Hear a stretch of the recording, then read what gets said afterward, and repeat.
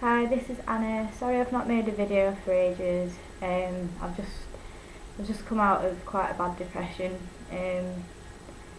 so not been feeling brilliant. I've had a few emails over the past few weeks, or since I've been doing these videos.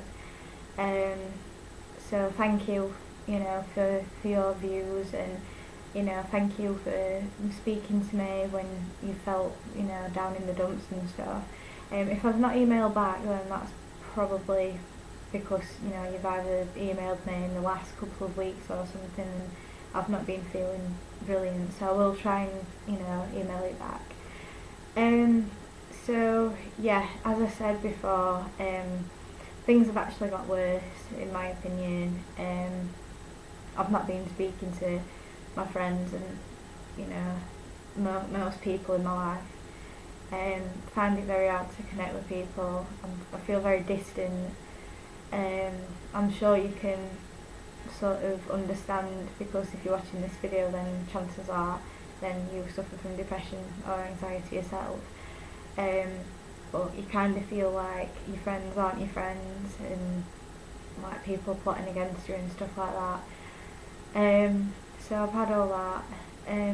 Today is the first day for, well, like a week and a bit that I've not woke up and I've cried. So I've not cried yet. And as well, I'm gonna meet one of my friends from college at the pub, avoiding alcohol. So yeah, onwards and upwards. So I hope you're all feeling okay today.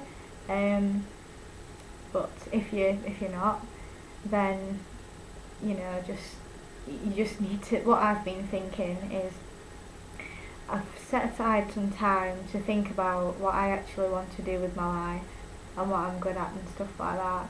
And things like that, I've thought before, oh, it's a right load of bullshit that it won't work. Like, that's what, like counsellors used to say to me when I was younger, and I just used to write it down half-heartedly. But I've done it this time, and I've like set myself like 20 minutes and written down all the things that I could do, in the future, without thinking too much into it, like, oh, I could do that, but, that's not the point. You don't think like that. You set yourself 20 minutes or so, and then write down everything that you'd like to do, without any sort of, oh, I could do that, but because of this I can't do it. You just write it down. And then when you're feeling a little bit better, you look at the list again and you think, oh yeah, I can do that, or I could do that before I was ill. And then at that point you think, well, if I could do that before I were ill, then I can do it after I'm ill, when I get better.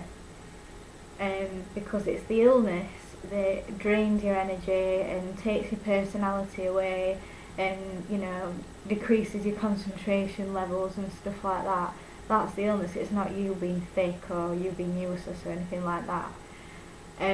So I've written down everything, and before I became really ill, in recent months, I actually wanted to be an English teacher, and I would still do that, but with everything that's going on at the minute with mental health related issues, and the fact that there's nowhere near as many professionals to the amount of people that need the help, I actually decided that I'm going to train to be a CBC counsellor. I've not looked too much into it. I've looked at the basics and what you need to do and how long it'll take and stuff, but I've not been like, oh well, I want to do that but I can't do it because I'm not getting money right now and stuff like that. I've thought about it and thought, no, that's what I'd really like to do, so I'm gonna do that.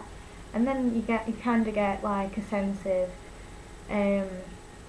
something to look forward to. And when you're feeling like crap and you feel useless and stuff, you think, no, well, the other day, like, I made a list of all the things that I could do, or all the things that I want to do in life, and you know what, I can do most of them. I just need to get myself better. It's just thinking from that point of view, Because I think a lot of people genuinely, and it's hard not, I've done it myself many times, but I think a lot of people do tend to sort of think, oh well, I've not been very good at this recently, and I've not been able to go to work and do a simple job and stuff like that, so that makes me sick. When it's not, you're not very well, so just cut yourself some slack and think about all the things that you're good at and all the things that you'd like to do, and then it kind of makes you feel better. Sorry it's so bright, this sun's coming out. So, I mean, I've been watching a lot of programmes on, well, mainly BBC Three. It'll be on BBC iPlayer at the moment, so if you know, Google it or whatever after this video, then it'll come up with it. I watched a documentary about the boxer Frank Bruno, who suffers from bipolar disorder. That was very interesting, and, you know, you kind of don't realise that people in, you know, a sport, let alone a sport like that where it's like, you know, all macho and, you know, everyone's really strong and things, you don't expect people like that to sort of break down and kind of, you know, it affects the family and the money and, you know, everything. But he's doing really well now, and, you know, he's on medication and stuff, and he openly admitted that he has got bipolar, so I mean, he did look a bit, he looked a bit slow, bless him, but obviously he'll be on some medication, so that's probably why. But it was very, very interesting, like, because I've not really, I kind of knew what bipolar was, and I knew that there were like different levels of it and stuff, but I didn't know like the full extent of it, and it is quite a complex condition, and sometimes it can drive you to doing things like in, you know, business and stuff like that. It can drive you to do these extraordinary things, but then when the lows come, then, you know, people's lives sometimes seem to fall apart, and it was really hard to watch, but it just showed that, you know, people with bipolar and people with other mental health conditions can have, you know, a really good career and a really good family life and, you know, a really good love life and that, but they just happen to have this condition. Sometimes it gets in the way a bit, but it can be controlled. I mean, I bet it was harder for Frank Bruno and other people that were diagnosed with bipolar back then, some years ago, because it wasn't as known. So I think in this day and age, you know, we're seeing more of more campaigns, more like advertisements on the TV, and, you know, programs like that that show that mental illness is everywhere, and, you know, it's I think it will in the end stamp out the stigma. I mean, my dad, he spent 34 years in a steelworks in Sheffield, and he's kind of like, well, he used to have a sort of attitude that went a bit like, pull your socks up, you know, you've got no problems, you've got the easiest job in the world, there's nothing wrong with you, get on with it. And he was quite aggressive with that, and in my early teens I had doctors saying there's definitely something wrong with you, you know, we're going to refer you to this place or that place. And I'd end up going to the therapy and coming home, and then my dad would tell me off for going to the therapy, so it was kind of like, what do you want me to do? But now he's been so supportive, and he's watching programmes like on TV and like understanding it, and it's kind of like, I can't believe that it's him saying what he says, like, oh, I watched this the other day and I saw this I heard this on the radio and it really like opened my eyes and stuff. And this is this big tough, you know, man from Yorkshire that never used to be like that. So it just goes to show how anybody's attitudes can change, and it is down to the publicity that people with mental health disorders are having now, you know, the positive publicity that shows we are normal people. So yeah, definitely, if you get a chance, definitely watch some of the stuff that the BBC has been doing recently. I think it's been something like mental health season or something like that. There's quite a lot of documentaries that have been on.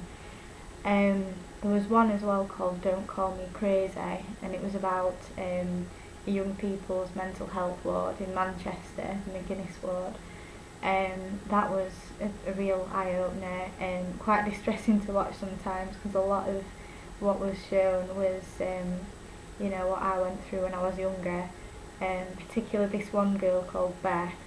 It was like, obviously she looked different to how I look, but it was like looking in the mirror from me being at school. Very, very hard to watch, and it dug up a few bad memories, but I think it's good to watch things like that and bring it all out sometimes, and it gives you comfort in knowing there's people out there like you. And I think when you do go through these really bad episodes and you feel hopeless and you feel alone, and it is good to know that you are accepted. So yeah, I mean, I haven't really got many more tips for you other than what I've said before. I haven't done any research today actually, so I'll get on that and get another video up if I'm still feeling alright in the next couple of days. So yeah, I mean, one thing I will say is I had a drink before I made a bad decision last weekend. If you are in one of these like deep depressive episodes, please do not drink. Just don't do it. Don't have one drink. I mean, I'm going to the pub in like half an hour with my friend. Like first human contact that I've had in like a week and a half. It hasn't been mum and dad and my boyfriend. But I'm not going to touch any alcohol. I'm having lime soda, and it'll help your anxiety in the long run because you won't depend on it to be outgoing and social and talk to people and stuff. It will be really hard. It'll probably be really shit at first. I'm not going to lie to you. It always is. I've tried it before and it's like, oh my god, I can't talk to anybody unless I'm drunk. What do I do? And then you start drinking, and then you just carry it. You can't stop drinking until you pass out. And then you wake up in the morning, have an anxiety attack or, panic and say, oh, what did I do last night? What did I say? Did I make a fool of myself? Were I dancing? So I'm not doing that at all. And I would advise anybody out there that is in a similar situation to not drink, even if it's summer, the weather's nice. Well, it hasn't been today actually, it's been pissing it down. But, on the whole, it is like, a good time for everybody to get together in the beer garden or a barbecue or whatever, and you do drink, that's what you do. But it's not worth it at the end of the day. I mean, it took me to have one bottle of wine, and I weren't that drunk, I was just a bit tipsy, and then I did something stupid and ended up round with mum and dad's at 2 AM in my bare feet. And I were in a right state. It's embarrassing really, because all the neighbours came out. I just wasn't myself. So it can bring out that side of your well, not the personality, sorry, but it can bring out that side of depression, and you just don't want to go there. So yeah, I mean, that's it for today.